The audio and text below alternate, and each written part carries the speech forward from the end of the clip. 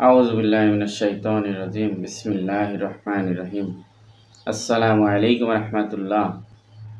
নাস্তিক মাসউদের একটি বক্তব্যের জবাব।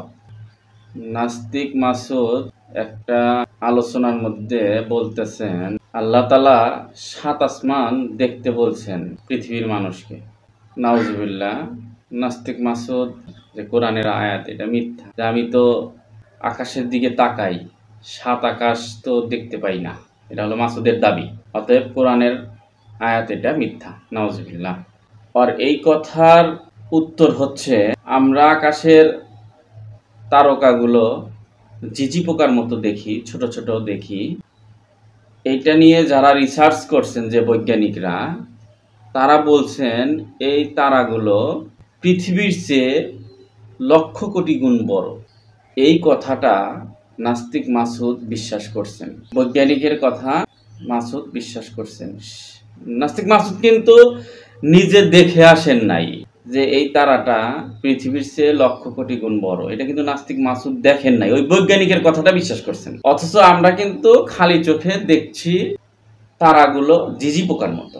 যে একজন বৈজ্ঞানিকের কথা সাধারণ মানুষ, নবীদের তুলনায় সাধারণ মানুষ, আমাদের তুলনায় হয়তোবা বৈজ্ঞানিক একজন অসাধারণ মানুষ, কিন্তু নবীর তুলনায় বৈজ্ঞানিকরা সাধারণ মানুষ।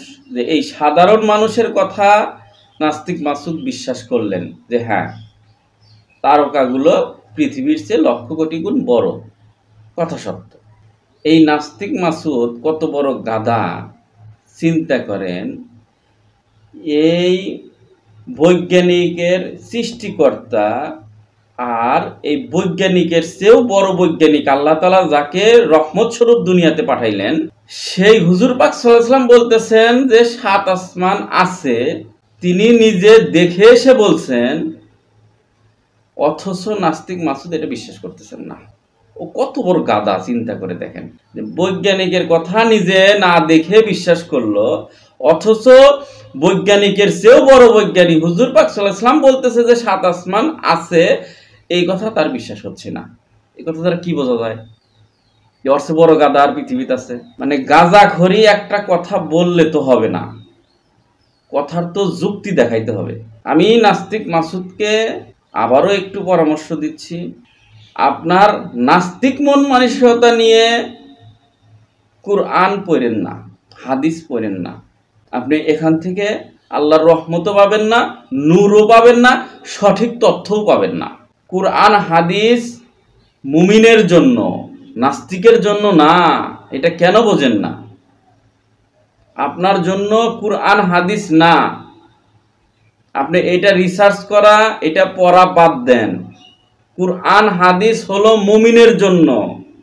নাস্তিক মাসুদদের বা নাস্তিকদের আরেকটি প্রশ্নের উত্তর।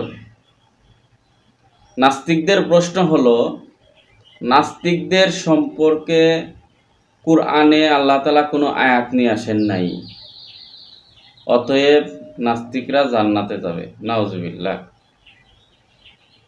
নাস্তিকরা যে জান্নাতে যাবে না, আমি সেই দলিল দিচ্ছি। প্রথম কথা হলো, কুরআনের মধ্যে অবিশ্বাসীদের জন্য জাহান্নামে রয়েছে কঠিন শাস্তি, এটা কোরআনের একটা আয়াতের অর্থ। আর নাস্তিকরা নবীকে বিশ্বাস করে না, আল্লাহকে বিশ্বাস করে না, আখিরাত বিশ্বাস করে না, অর্থাৎ অবিশ্বাসী। আর অবিশ্বাসীদের জন্য যেহেতু জাহান্নামে শাস্তির ব্যবস্থা আছে, অতএব নাস্তিকরা জাহান্নামে যাবে। এটাই হলো প্রমাণ। নাস্তিকরা জান্নাতে যাওয়ার কোনো সুযোগ নাই। আচ্ছা, এখন কোরআনের মধ্যে যে নাস্তিকদের আয়াত আছে, নাস্তিক মাসুদ খুঁজে পায় নাই, আমি নাস্তিক মাসুদকে চোখে আঙুল দিয়ে দেখিয়ে দিচ্ছি যে নাস্তিকদের সম্পর্কে কোরআনে আয়াত আছে। আচ্ছা, আগে একটা সাধারণ জ্ঞান নিয়ে আলোচনা করি। সবাই জানেন এটা, মোবাইল কোম্পানিগুলো অনেকগুলো শর্ত লেখে, যে কোনো একটা অফারের সাথে ওরা অনেকগুলো শর্ত লেখে, লেখার পরে সর্বশেষ নিচে ছোট্ট করে লিখে দেয় শর্ত প্রযোজ্য।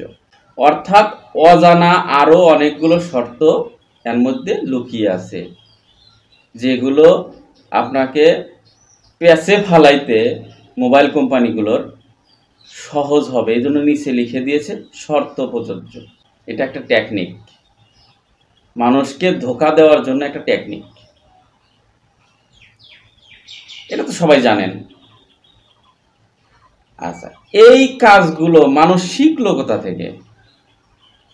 কুরআন থেকে শিখছে। কারণ আল্লাহ তাআলা এরকম নাস্তিকদের ধরার জন্য শর্ত প্রযোজ্য কুরআনের মধ্যে লিখে দিয়েছেন। সেগুলো হলো আলিফ লাম মিম, আলিফ লাম র। এই যে শব্দগুলো আল্লাহ তাআলা কোরআনের মধ্যে ইউজ করেছেন, আজ পর্যন্ত কোনো ব্যক্তি এই আয়াতগুলোর অর্থ খুঁজে পান নাই। অথচ এই আয়াতগুলোর অর্থ হচ্ছে শর্ত প্রযোজ্য, ওই নাস্তিকদের ধরার জন্য শর্ত প্রযোজ্য। নাস্তিকরা তো কোরআনের মধ্যে নাস্তিকদের সম্পর্কে আয়াত খুঁজে পান নাই। আলিফ লাম মিমের অর্থ বলে দেন, আমি নাস্তিকদেরকে বলছি, আলিফ লাম মিমের অর্থটা বলেন, আয়াত খুঁজে পান না। এটা হলো শর্ত প্রযোজ্য, নাস্তিকদেরকে ধরার জন্য শর্ত প্রযোজ্য কোরআনের মধ্যে দিয়ে দেওয়া হয়েছে। নাস্তিকদের আর একটি প্রশ্নের জবাব, নাস্তিক মাসুদ দাবি করেছে আইয়ামে জাহিলিয়াতের যুগ অর্থাৎ বর্বরতার যুগ, হুজুর পাক সাল্লাল্লাহু আলাইহি ওয়াসাল্লাম যখন দুনিয়াতে ছিলেন, হুজুর পাক সাল্লাল্লাহু আলাইহি ওয়াসাল্লাম নিজেই আইয়ামে জাহিলিয়াতের যুগ সৃষ্টি করেছেন। নাউজুবিল্লাহ, যদিও কথাটা মিথ্যা, নাস্তিক মাসুদের দাবি। ওর কথাটা যে মিথ্যা এইটা আমি প্রমাণ করছি। যদি হুজুর পাক সাল্লাল্লাহু আলাইহি ওয়াসাল্লাম ওর কথা মতো, হুজুর পাক সাল্লাল্লাহু আলাইহি ওয়াসাল্লাম যদি আইয়ামে জাহিলিয়াতের যুগ সৃষ্টি করতেন, তাহলে নাস্তিক মাসুদের মায়ের জন্ম হইতো না। কারণ আইয়ামে জাহিলিয়াতের যুগে কন্যা সন্তানদেরকে জীবিত হত্যা করা হইতো, জীবিত কবর দেওয়া হইতো। হুজুর পাক সাল্লাল্লাহু আলাইহি ওয়াসাল্লাম যদি আইয়ামে জাহিলিয়াতের যুগ সৃষ্টি করতেন, তাহলে নাস্তিক মাসুদের মায়ের জন্ম হইতো না। আর নাস্তিক মাসুদের মায়ের জন্ম না হলে নাস্তিক মাসুদেরও জন্ম হইতো না। অতএব সহজ কথায় বোঝা যাচ্ছে, নাস্তিক মাসুদের যেহেতু জন্ম হয়েছে, তার মানে ওর দাবি মিথ্যা। সত্য হইলে ওর জন্ম হইতো না, মিথ্যা দাবি বিদায় ওর জন্ম হয়েছে। নাস্তিকরা না বুঝে আবেগের বশে মিথ্যাচার করে, প্লাস এমনি একটা দাবি করে, ইসলাম সম্পর্কে অপপ্রচার করে, যেগুলো কথার কোনো ভিত্তি নাই, কোনো দলিল প্রমাণ নাই, যুক্তি নাই। মানে নাস্তিকরা মনে করে আমরা এমনি এক কথা বলে দিলেই মনে হয় আমরা ভাইরাল হয়ে যাব। নাস্তিকদের উদ্দেশ্য দুইটা, যারা বিশেষ করে নাস্তিক মাসুদের মতো ব্যক্তিরা নাস্তিক হয়, এদের উদ্দেশ্য দুইটা। একটা হলো অধিক টাকার মালিক হওয়ার জন্য, এদের অনেক টাকার লোভ, টাকা পিপাসু এরা, এদের অনেক টাকা দরকার, দুনিয়াতে রাজমহল দরকার, এই জন্য টাকার লোভে তারা নাস্তিক হয়। আর একটা হলো প্রেমে ছ্যাঁকা খেয়ে, অর্থাৎ প্রেমে ব্যর্থ হয়ে নাস্তিক হয়। মানে তাদের উদ্দেশ্যটা এরকম যে তারা যাকে ভালোবাসে, যে ছেলে হোক বা মেয়ে হোক, আল্লাহর কাছে চায় যে ওই ব্যক্তিকে যেন আমি সারা জীবনের জন্য পাই। যখন অবৈধ কোনো কিছুই তো আল্লাহর কাছে অ্যালাও না, আল্লাহ তাআলা অবৈধ সব কিছু অপছন্দ করেন এবং আল্লাহ তাআলা রিজেক্ট করে দেন।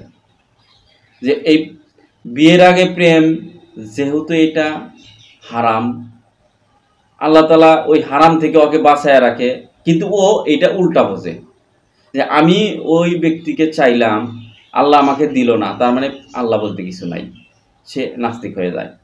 আর একটা হলো বিদেশি অনেক বড় বড় রাষ্ট্র আছে যেগুলো আর্থিকভাবে স্বাবলম্বী, ওই সমস্ত দেশের ভিসা পাওয়া যায় না, খুব কষ্ট ভিসা পাওয়া, ভাগ্যের ব্যাপার স্যাপার। আর নাস্তিক হলে অতি সহজে ওই দেশের ভিসাগুলো পাওয়া যায়, এই উদ্দেশ্যে নাস্তিক হয়। এক কথায় টাকা পিপাসু। নাস্তিকরা হলো টাকা পিপাসু। নাস্তিকতা বলতে ওদের কাছে কিছু নেই, ওদের হলো অর্থ দরকার, টাকা দরকার, ধন সম্পদ দরকার। নাস্তিক মাসুদরা আমার প্রিয় নবী হযরত মুহাম্মদ সাল্লাল্লাহু আলাইহি সাল্লামকে অল টাইম অপমান করেন এবং ছোট করে কথা বলেন, কুমন্তব্য করেন, যার কারণে আল্লাহ তাআলা এটা বরদাস্ত করতে পারেন না। আল্লাহ তাআলা নগদ অ্যাকশন নিয়ে নেন। প্রত্যেকটা নাস্তিককে আল্লাহ তাআলা দুনিয়ার বুকেই অপমানিত করছেন। যারাই শোনে তারাই নাস্তিকদেরকে গালি দেয়, কুলাঙ্গার বলে, বেজম্মা বলে, জারজ সন্তান বলে। আমি নিজেও গালি দেই। যারাই শোনে তারাই গালি দেয়। অর্থাৎ নাস্তিকদেরকে সবাই অপমানিত করে। অথচ নাস্তিকদের ভাবটাই এমন, এই যে একটা চোরের গল্প শুনছিলাম, এরকম চোর বলতেছে যে ভরা হাটের মধ্যে জুতার মালা গলায় দিয়ে ঘুরাইলো, তাই অপমানিত হইলাম না? দুই তিনটা চর থাপ্পড় দিয়েছে, তাই আমি অপমানিত হব না? আমি এত বড় গাধা হয়ে গেছি, চর থাপ্পড় দিলেই আমি অপমানিত হই। নাস্তিকদের ভাবসাবটা এরকম যে মানুষ আমাদেরকে দুই তিনটা গালি দেয়, তাতে আমরা অপমানিত হব না? আমরা এতই গাধা। নাস্তিকরা সারা জীবন অপমানিত হবে, সারা জীবন মানুষের কাছে ঘৃণিত হবে। আল্লাহ তাআলা ওদের কপালে এইটাই রেখেছে, কারণ ওরা আল্লাহ তাআলার প্রিয় নবীকে গালি দেয়। এইটা আল্লাহ তাআলা কোনো দিন বরদাস্ত করবে না। আল্লাহ তাআলা ওদেরকে অপমানিত করবেই। তবে নাস্তিকরা প্রস্তুত থাকেন, আল্লাহ তাআলা আপনাদেরকে আরো বড় করে ব্যাপক হারে অপমানিত করবে ইনশাআল্লাহ। কারণ আপনাদের নাস্তিকদের, ম্যাক্সিমাম নাস্তিকদের মৃত্যু হয় টয়লেটের ভিতরে, একটা নোংরা জায়গাতে। এর চেয়ে অপমান আর গাছে ধরে নাকি? নাস্তিক মাসুদের উদ্দেশ্যে আরেকটি কথা, আপনি যখন কোরআনকে ভালোবেসেছিলেন, কোরআন অনুযায়ী আমল করেছেন, কোরআনকে শ্রদ্ধা করেছেন, আল্লাহ তাআলা কোরআনের মর্যাদায় আপনার মর্যাদা আরো অনেক বাড়িয়ে দিয়েছিলেন। মুসলমানদের মাথার মুকুট বানিয়ে দিয়েছিলেন আল্লাহ তাআলা আপনাকে। আপনি যখন কোরআনকে অপমানিত করলেন, কোরআনকে ত্যাগ করলেন, কোরআন ছুঁড়ে ফেলে দিলেন, অমর্যাদা করলেন, তখন আল্লাহ তাআলাও আপনাকে ছুঁড়ে ফেলে দিল। আপনাকে আল্লাহ তাআলা যত সম্মানিত স্থানে বসিয়েছিলেন, কোরআনকে অপমান করার কারণে আপনাকে তার চেয়ে অনেক লক্ষ লক্ষ গুণ নিচে পদদলিত করেছেন।